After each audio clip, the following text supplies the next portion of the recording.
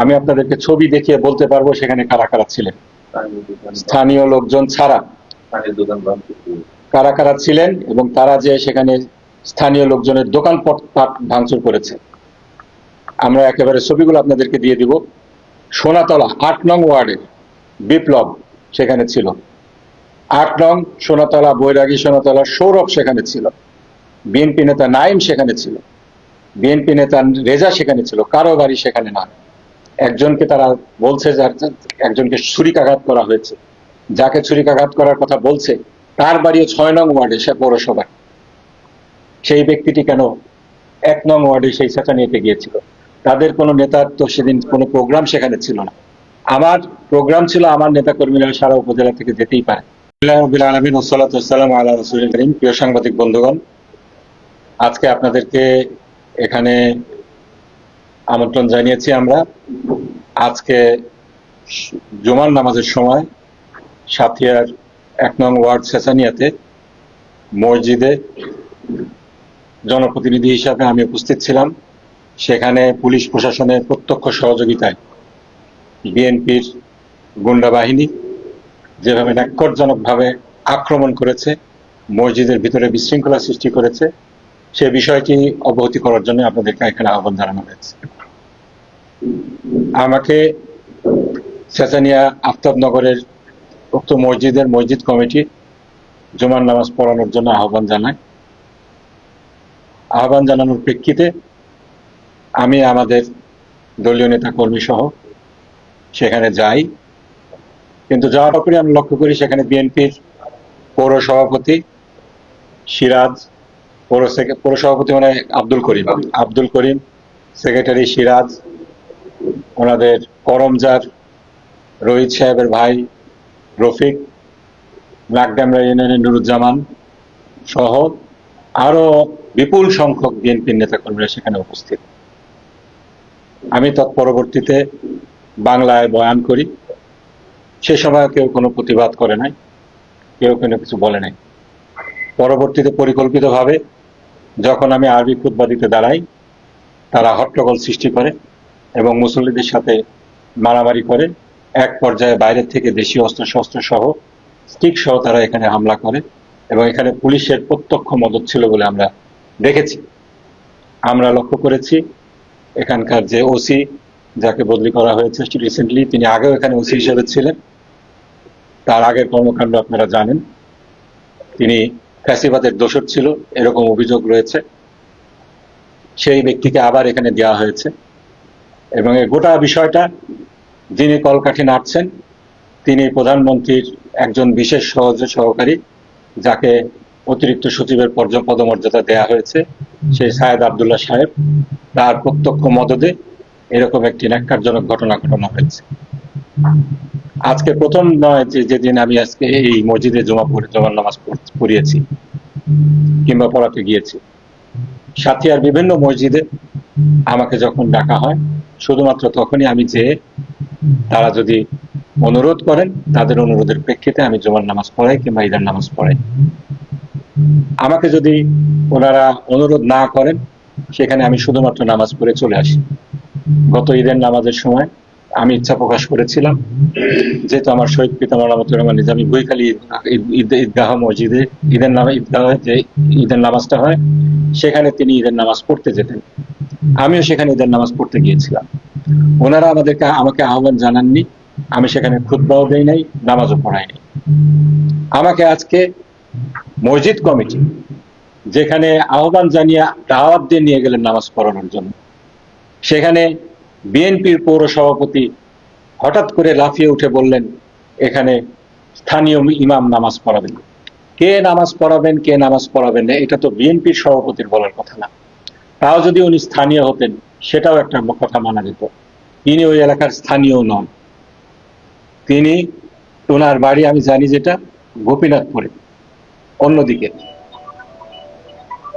সেখানে এরকম হট্টগোল করে আসলে একটা ফ্যাসিবাদী আক্রমণ, একটা পরিচয় তারা দিয়েছে আজকে। এরকম ঘটনা আমাদের সাথিয়ার ইতিহাসে নেই। এরকম একটা ন্যাক্কারজনক ঘটনা ঘটিয়ে তারা আসলে ধর্মপ্রাণ মুসলমানদের অন্তরেই আঘাত করেছে আমি বিশ্বাস করি।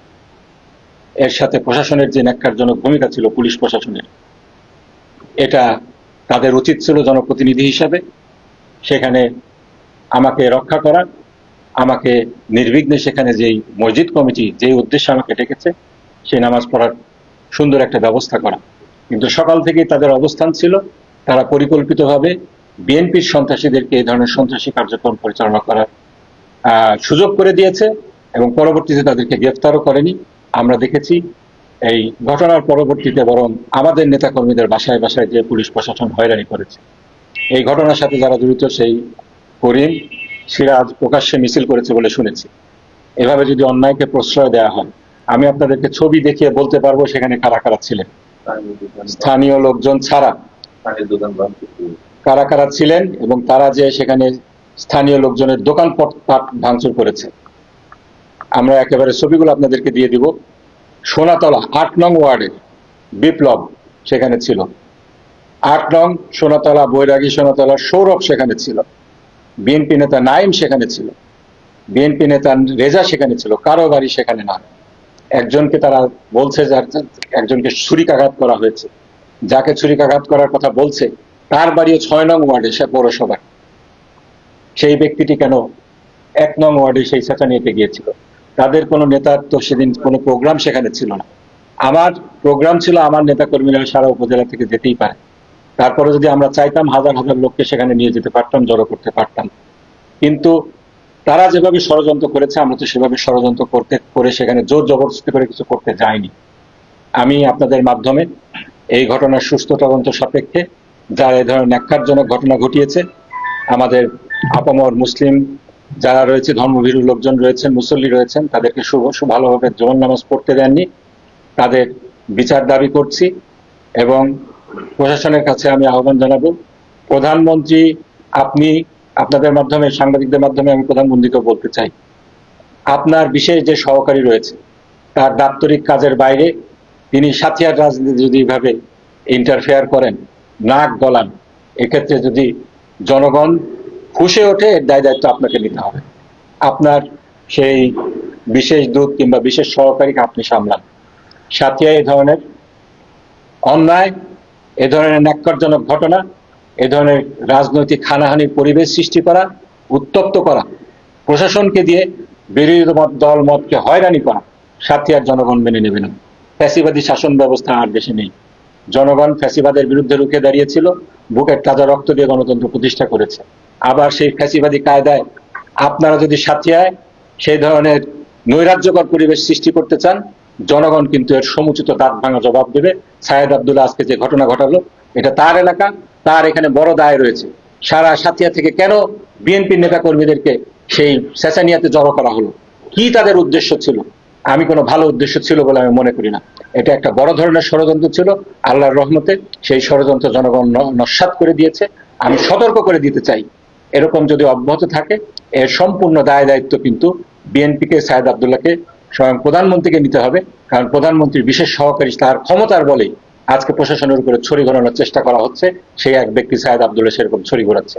এখানে যাদেরকে আমরা চিহ্নিত করে দিলাম তাদের বিরুদ্ধে উপযুক্ত ব্যবস্থা নিতে হবে। ওসিকে অবিলম্বে প্রত্যাহার করতে হবে।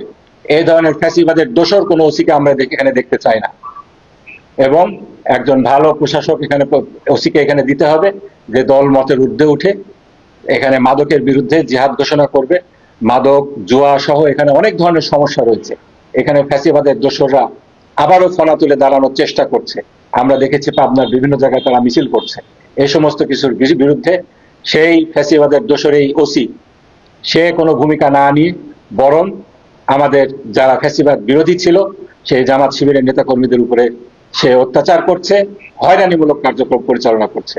এর তীব্র নিন্দা জানাই। এই ওসিকে অবিলম্বে প্রত্যাহার করে সাথিয়ার আইন শৃঙ্খলা পরিস্থিতি, মাদক পরিস্থিতির দিকে নজর দেওয়ার জন্য প্রশাসনকে আমি আহ্বান জানাচ্ছি। আপনাদের যদি কোনো প্রশ্ন থাকে